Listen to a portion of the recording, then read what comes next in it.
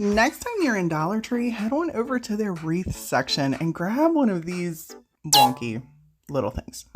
I know, people, just roll on with me, hear me out. We're actually going to transform this into a stunning table wreath. And people, wreaths are not my forte by any means. So I'm going to keep this so simple and so easy. So if you struggle with florals like I do, I usually say I'm florally challenged, or worry about making wreaths, this is super, super simple and it turned out amazing. I just used some hot glue, cut different little pieces to keep this pretty neutral, glued it all together, and then grabbed some accents to put on the table. Had this beautiful little vintage doily in my stash, this gorgeous Dollar Tree vase. I popped some water in here, grabbed a little floating candle, and of course, as I'm sitting here doing this, my mother had her opinions.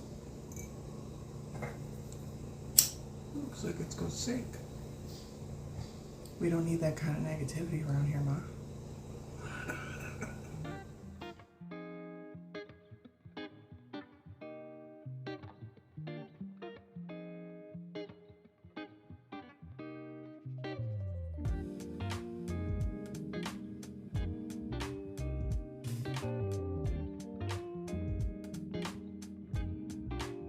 If you're anything like me, you love the canvases at Dollar Tree, and they actually look pretty high-end all in their own, but it's nice to have different ideas of something else to do with the pieces. So I grabbed two matching ones, and we're going to turn these into some beautiful canvas wall scrolls. First up, we're going to need to trim these down just a little bit. So I grabbed my X-Acto knife, and I did get this off Amazon. For anyone interested, I do have this link down in my Amazon affiliate link, and we're going to just trim this off.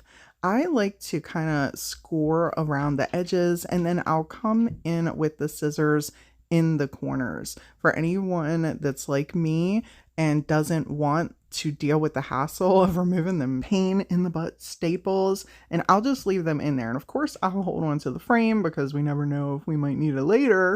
And just worry about removing those joints at a later time if I go to use the frames.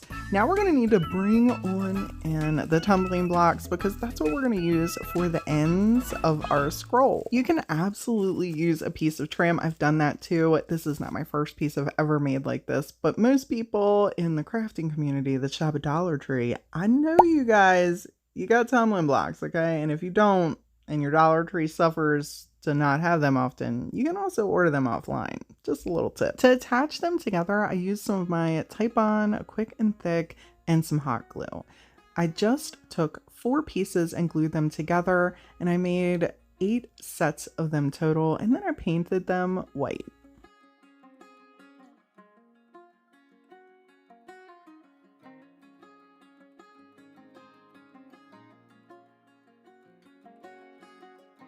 While our pieces were off drying, it was time to bring on in the iron. We're going to put this joint on the lowest setting, okay, and then put that off to the side for it to warm up, and then trim down our canvases. Since we're making a wall scroll, the aesthetic look is that they're pretty sleek, you know what I'm saying? And these have a little extra baggage on the side, so we're just going to trim that down. And this is a preference. You trim it down as much as you would like. And also, it's important to mention that how thick you keep these is about the size you're going to want to have for your tumbling blocks. I just used 4 on mine. You might need 5.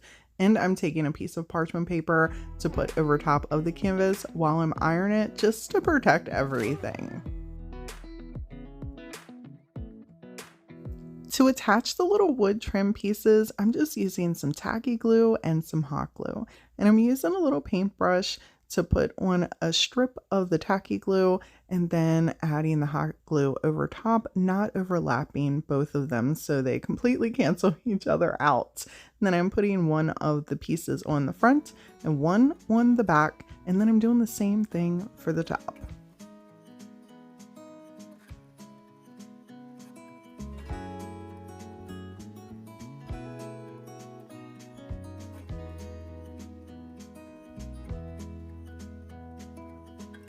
For the hanger, I decided to take some twine and cut 4 different little pieces, all the same size.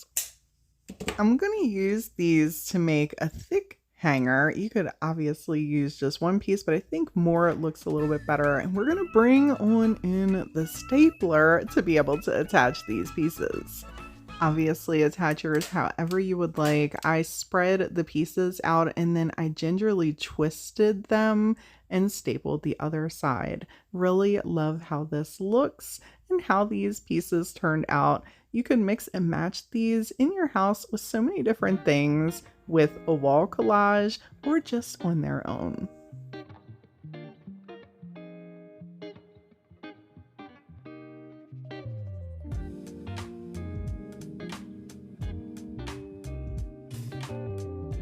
One of my favorite things to create that is so inexpensive from Dollar Tree is book decor. And I'm often asked many questions about different things. So we're going to do a super easy DIY book decor piece with just one book. I remove the cover, and first we're going to start off by gluing the book down. Now this might not be everyone's process, and before you come at me in the comments, people, this is how I do it. I've made so many of these and this is just what works for me. And yes, I even resell these pieces. And if you don't have this glue, no worries. I use tacky glue as well. I take a little bit and smush it in between 20 to 30 pages and then press the book down and paint around the outside. I added more tacky glue after I clamped the book down together just to ensure that the ends and the pages were all one unit. When I am sure that this is all glued down, I allow this to dry for at least 3 to 4 hours. And in the event you're like, Brandy, why are you even doing this?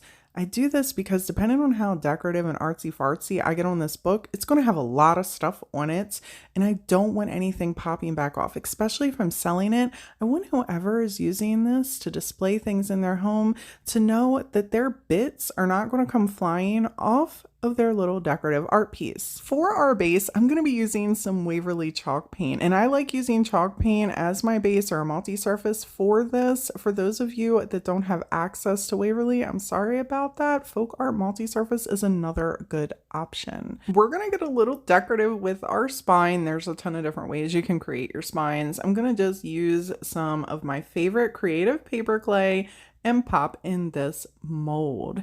Now, paper clay I do have down in my Amazon affiliate link for anyone interested. It's one of my favorite clays, and that's just a preference. Use whatever clay you would like. Do not feel like you have to use the things I'm using here. This is just what works best for me. I've been doing this for many years, and the things that I like. A little tip, use some cornstarch if you notice that your clay is sticking. It will help prevent that.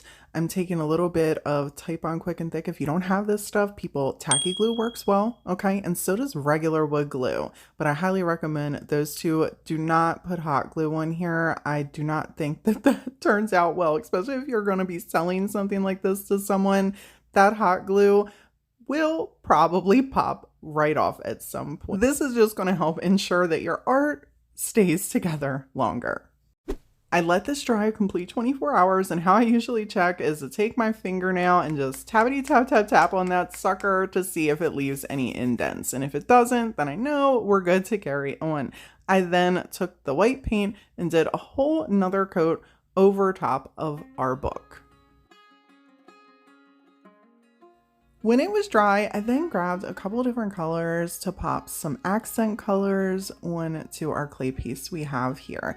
You could do this a solid color or leave it alone. Again, completely up to you.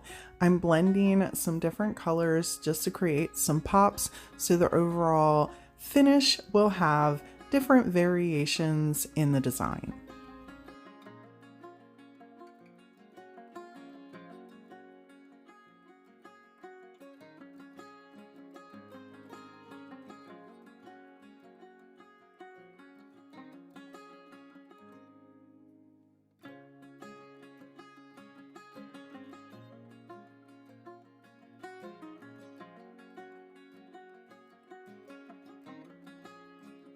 The colors I went with match this beautiful decorative A4 in size TDS Rice Paper that we're going to be applying on here. If you're not familiar with me, I am the owner and artist behind TDS Creative, which is my own brand. We're also going to be using TDS artist brushes. These are perfect for decoupage. With the release of this video, neither of these items are available just yet. They will be available with the new 2025 release coming the end of January. So keep an eye out for that if you're interested. Otherwise, people use whatever you want. I don't invite you on this channel to only use the things that I am using. I invite you here to get some entertainment, some tips, inspired, and create amazing things that you love. I wanted to just have this paper in certain sections of the book, so I'm using a little bit of water on a paintbrush to trim down just those spots. You can absolutely use scissors or however you would like to. I needed 2 pieces of this rice paper as well because I wanted to use different sections of the rice paper to go around the book. You could absolutely wrap your entire book if you would like to. It's completely up to you. This is just the way I chose to create mine. For the medium, I'm using some Mod Podge and my fingers to press this down.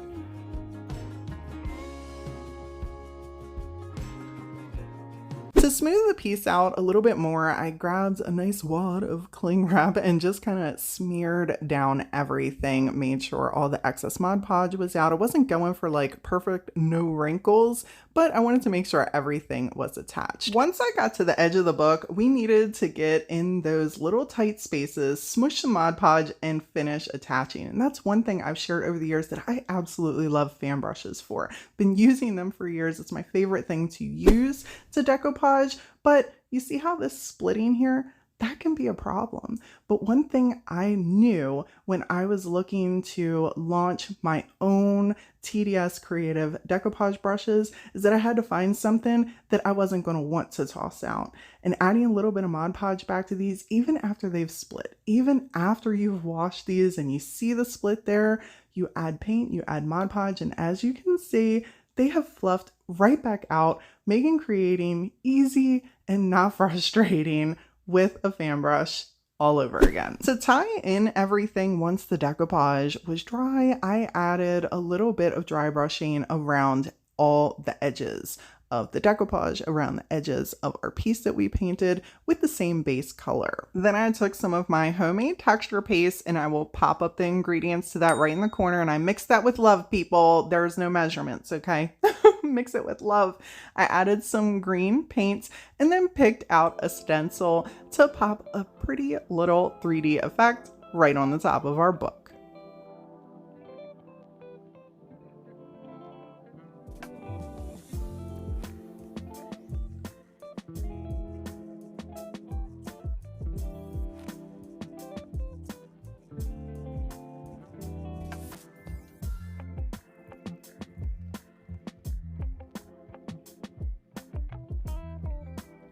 Once everything was dry, I grabbed my Dixie Belle Gold Gilding Wax and colored in the spine. I left little pops around our piece that we put here so you could see those pretty colors coming out and blending in with the decoupage portion. And then I dry brushed some of that around the stencil as well around the edge of the book. You could completely skip this part and paint it if you want. Use a metallic paint. You don't have to use this gilding wax to get a very similar look, so please don't feel like you need to. I did decide to take some Antique Waverly wax and brush around the pages and add a little bit of that antiquing wax around the book as well to give it a little bit of a vintage feel, and love how this single decorative art piece turned out. What do you guys think about this book?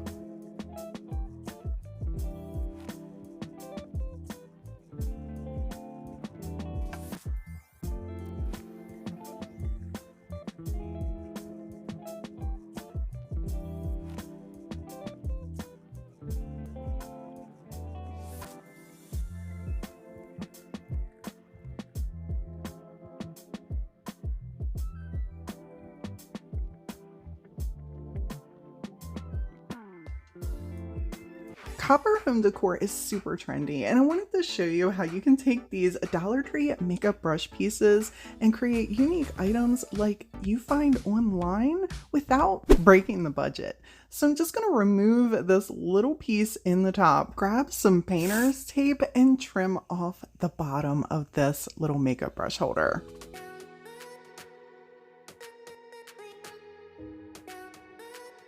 Now you could absolutely leave your piece just like it was, but I'm gonna add a little layer of this Snow White chalk paint to the base.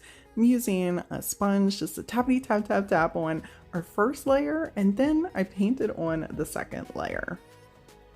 Once that second layer was dry, I removed the painter's tape. Now, people, if you're anything like me, it never comes off perfect, right? There's always something that's smooshed somewhere. Well, a great little tip, and this works excellent on glass as well, is to take a dotting tool and just butt it right on up to where that paint smushed out underneath, and gingerly just scrape it.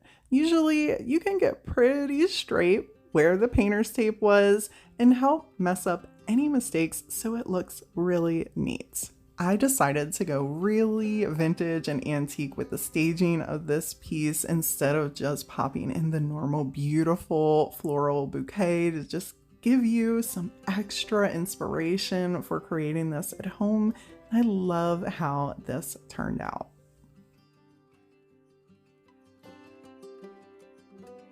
For this DIY, we're going to need one of Dollar Tree's Beaded Wreaths. You can take this idea and remix this into a centerpiece. It would look beautiful over a fireplace mantle or some tabletop decor. We're going to need a base also. Dollar Tree has a bunch of these, but I had this little oval joint laying in my stash and I picked it up from Walmart and I figured, oh, we'll just use this piece. Why not? I removed the tags and then started doing a little bendy on the table here to get the bottom of this wreath kind of flat. And I used the section where they were clamped together as the bottom part. I needed to remove some of those beads, so I took a pair of needle nose pliers and flattened it out so I could do just that. You could leave all the beads if you wanted, but I wanted to have a little bit of gap in the top of mine. Just be careful. Ah! Too many. Those suckers are slippery. When I was happy with the amount of beads I removed, I just took those needle nose pliers and clamped the wires back around each other. And then I continued doing a little bendy to flatten out the bottom here. For the brace to hold the two of these together, I'm going to use a pair of floral foam. But before I got too far ahead of myself, I had to go grab a container to pop all these free beads in because, you know, we don't throw things away. We could use them for something else. Anyhow, I glued the floral foam down to our little brace here, and I didn't use tacky glue or anything in the event I wanted to rip these things apart and redo another one since I wasn't really spending a whole lot of money here breaking the bank and knew that I could remove whatever florals I was putting in here. I felt like we could remix this at a later date if we wanted to and switch around things. I added a little bit more hot glue onto the part where the beads met the brace. But full transparency, people, I noticed this was swaying just in the floral foam, so I added that hot glue onto the base where the beads touched, so this way there was some more stability. Without that glue on there, it was just swaying in the floral, and I want this to be really stable if I'm going to be putting it around, and you as well at home. I don't want you to put anything together that might possibly fall apart on you. I added my florals in here and a little candle. You could pop an LED in here. I'm just using this for decorative purposes, so I don't plan on lighting it on up. Absolutely put florals in the piece. There's so many different ways you can remix this idea to match your decor at home.